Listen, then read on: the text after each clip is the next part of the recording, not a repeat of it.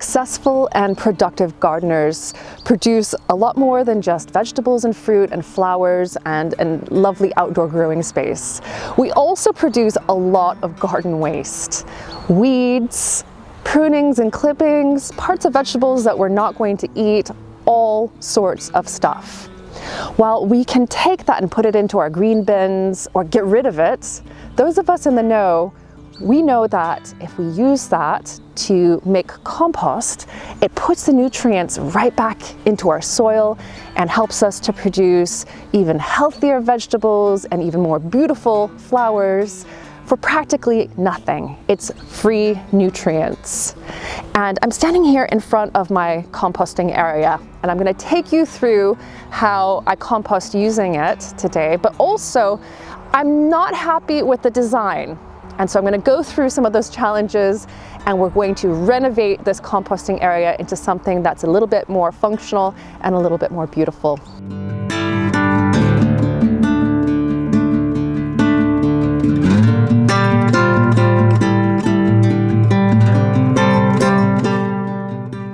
My composting area is made using free materials, namely pallets, which I can pick up pretty easily here. And hopefully you can as well, because they make really good composting areas.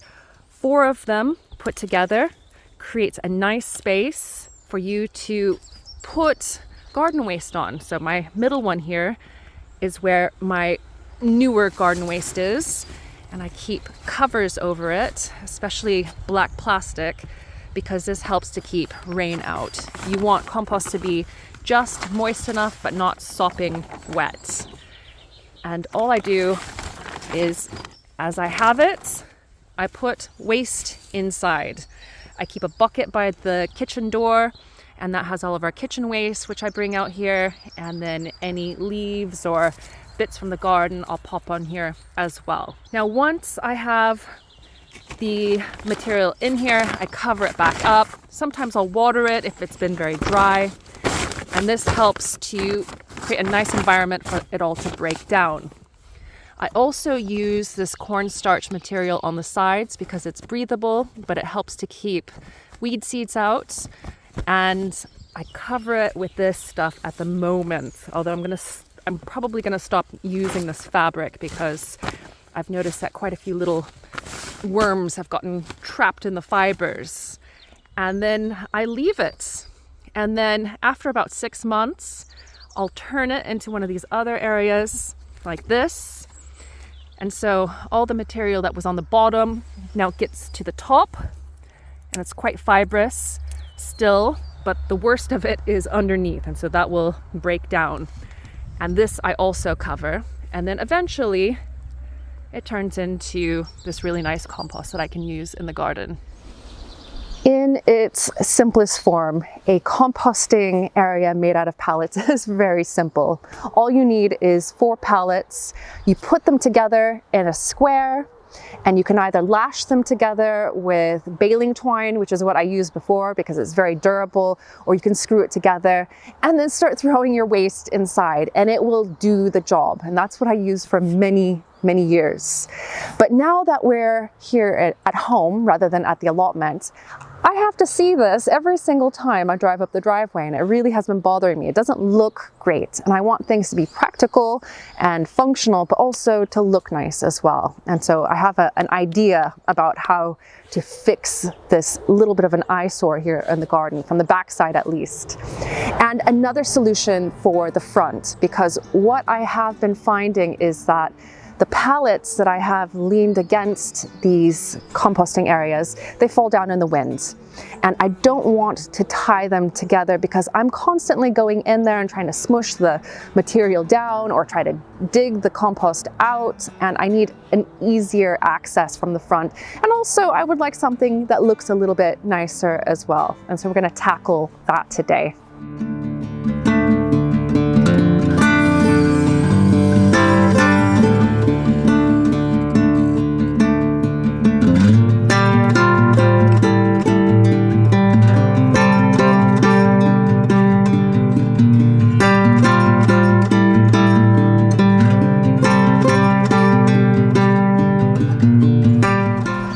To say that I'm pleased to bits is an understatement. This is such an improvement from just pallets pressed against the front of each one of these bays. The design is pretty standard of manufactured compost bays, but so easy to make. These are just vertical pieces of wood, so tree stakes, and then pieces of planks as slats. And Josh helped me to build all of this, to cut the wood and screw it all in place. But we just used basically scrap wood and a few planks that I picked up down at the lumber yard. I cleared all of the compost out of this last bay yesterday so that I could give you a little bit of a demo as to how this all works. And incredibly, that small mound of compost here was 6 full wheelbarrow loads, which I've put up in the garden to spread as a mulch. That far bay over there, the compost in there is pretty much done as well, we found out yesterday. And that's all from last year. So I reckon that between our kitchen waste, which is vegetable bits and coffee grounds, and then garden waste from the garden, that I was able to make a ton of compost last year. That would fit into a ton bag, so I'm pretty confident that's about a ton, which is amazing because I want to be self-sufficient in compost at some point in the future rather than having to buy in some each year. So I'm well on my way. As far as how this works, you can see that 3 of the walls in here are made out of pallets and they're just screwed together, and there are 3 bays here so that I can turn the compost into an empty bay once a year. So that's all I do. I don't turn it any more than that, and that does help to break things up, so the larger particles that are at the top. I line this also. This is a landscaping fabric made out of cornstarch, so it's biodegradable and natural. You could use cardboard, you could use traditional landscaping fabric, which is what I used in the past as well. And the point of this is to allow air and some moisture through, but to stop weed seeds from getting in. And as far as the ground here, this is just bare earth. And now, instead of having a pallet as the door, which was really inconvenient, I now have this nice design that all I need to do is put slats in and take them out as I need to. And this will stop me from having to lean over an entire pallet, kind of like dumpster diving, or having to take the entire thing off to be able to access the compost and to manage it. So this not only looks a lot better, but is so much more functional and is really, really easy to DIY.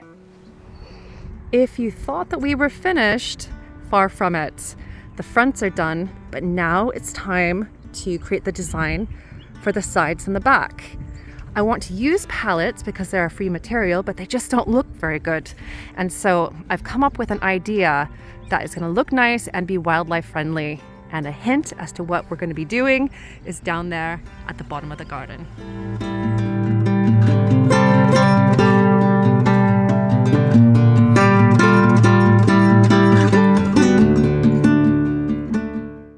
Ever since building the dead hedge in front of the beehives in January, I've been looking at it and thinking of other ways to use that kind of a structure in the garden. It's eco-friendly, it's a natural screen, it's free to build because you use branches and twigs and other waste, woody waste from the garden, and it just looks so good. And so that is the solution that I've gone for with the composting area. We had tons of dead branches and other bits of wood that were down in our hedge. So we pulled them all out, pulled them onto the lawn, cut them up into pieces, and then placed them around the composting area, so right up against the pallets. And on the other side of the pallets, Josh put in some posts for me. So these are pieces of wood, so stakes that I had around the side of the house, a few that I had to buy specially, but basically it creates a space, a gap where you can stuff woody material in, and it creates that beautiful screen, it creates a wildlife habitat, and it is such a good way to use garden waste. If there is one thing in gardening that is underappreciated, it's composting. So using all of the inevitable waste that we generate through our work in the garden. And if you don't yet have a composting area, I really recommend that you get one sorted for yourself this spring. And pallets are a great way to do it, because if you put 4 of them together or 3 of them and create a fancy slatted front like I have here, and you too can create nutrient-dense compost that you can then put back onto your beds. Now, as far as using pallets in the garden, there are some that are chemically treated, and there's usually a stamp on the side of the pallet that will tell you if the pallet is heat treated and thus safe, or treated with methyl bromide and not safe. And I go through that in my other pallet videos, my other pallet project videos, including my strawberry pallet planter video, which I think that you'll enjoy watching next, and it should pop up there on the screen. Thank you so much for watching, and I'll see you next time here on Lovely Greens. Bye for now. What are you looking at? What are you looking at? Little girl?